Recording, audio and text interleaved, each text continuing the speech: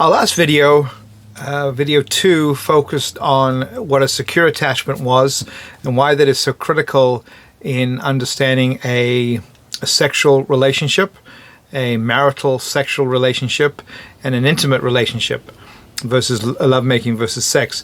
This video we're going to look at, so what is then an anxious attachment, an avoidant attachment, and then a disorganized attachment, and how does that actually affect us, a couple, in terms of intimacy, lovemaking, and sex. So an avoidant attachment, if you remember, it comes from somebody who was born in a home where, not necessarily with terrible parents, but they weren't taught how to identify, clarify, and understand their emotion. So there was no emotional vocabulary. So when something went wrong, they were taught to just suck it up or to keep it in. So they imploded that emotion. They learned to perform well.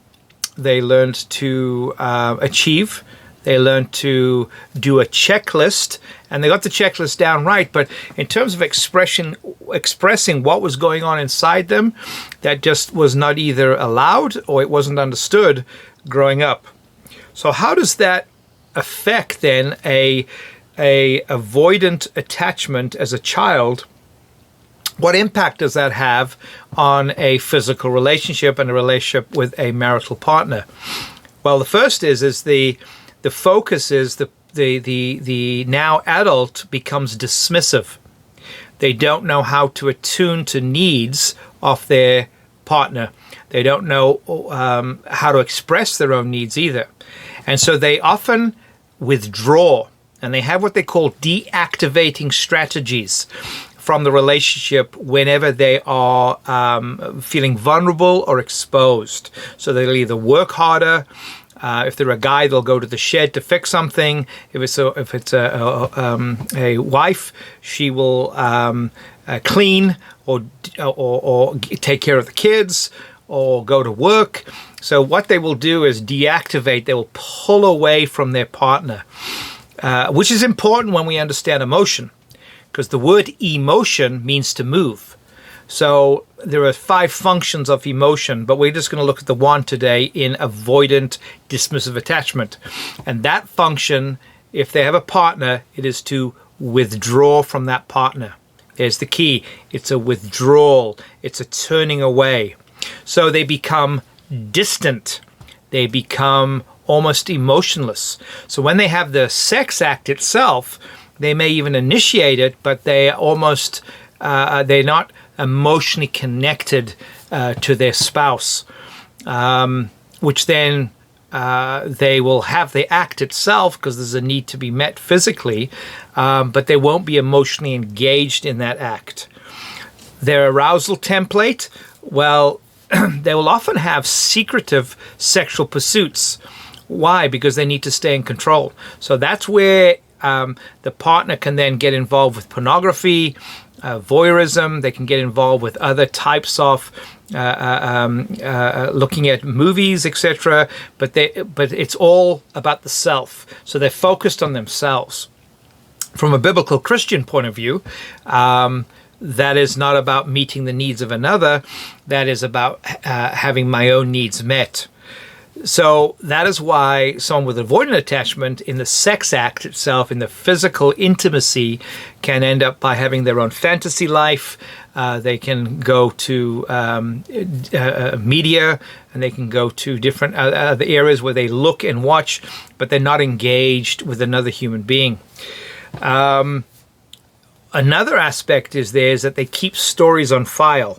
So they can have their own understanding of who they think their partner is. And they're often married to, interestingly enough, someone with an anxious attachment who has a lot of needs. So they can become overwhelmed by those needs, which causes them to further go back into a vault or to disengage. So they never want to feel rejected. So that's why they're not vulnerable and exposed. And so they're not connected at a deep level. They're also not asking questions about their spouse. So they're not asking questions they don't try to attune to their spouse or to their partner. And interesting enough, research has shown that there's often a sense of conquering or domineering in that relationship because they need to stay in control. They've not known how to be vulnerable, so they don't want to give away, they don't want to be exposed, so they often need to control, which can create its own dominance over that relationship. And destructively, they could have multiple partners. So they could actually go from partner to partner to partner. Maybe not physically in actually doing it, but in their mind, they can go from partner to partner to partner. And so there's not an engagement. They know how to withdraw, they pull away. And so there's not a enrichment emotionally getting involved with that relationship. And so those are just some of the basic summaries of avoidant attachment. There's other aspects to that, which we'll talk about in another video, but that's some very basics of an avoidant dismissive attachment, what that looks like. Now we're going to look at what an anxious attachment is.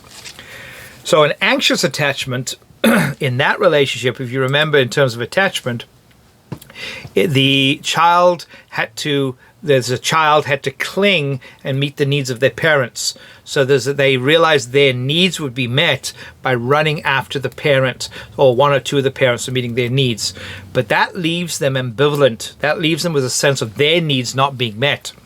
So they probably were highly active as a teenager. They probably had the need to be needed. So they equate often sex and lovemaking with having their needs met emotionally.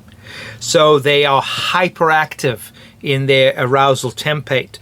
Because of a fear of rejection, they can confuse sex with into me see, to see me. And this is quite dangerous for ladies, because the girl will, as a teenager, or the young lady as a teenager, or even as an adult, can give sex for love, but it's not reciprocated. So their needs are being met in terms of emotionally, but they're giving sex, they're giving themselves away.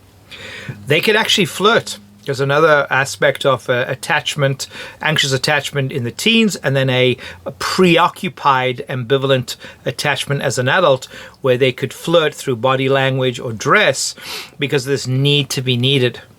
They can give, as I said, sex for love, but also they could fall into lust, because there's what the Greeks call an epithume, an anxious self-longing, a desire to have needs met, a need to be needed, but then controls that love because of that neediness, wanting the partner to always be there.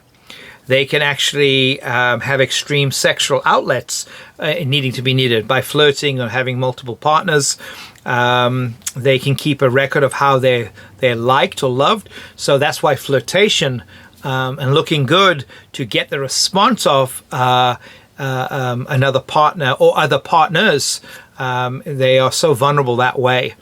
And also, they have a high sexual fantasy life, where stories, even what they read, books, romantic novels, in my opinion, sometimes Hallmark, when they do their Christmas love romance movies, they could be involved with that, but then create an incredible fantasy life. And again, there's nothing wrong with thinking about romance, but they become the main character in the story. But there's very little depth to relationship because they're constantly wanting their needs to be met. They're emotionally drained, so they have this need to be needed. And they can be demanding, and they can actually be manipulative sexually as well, because there's a demand to be loved and to be cared for.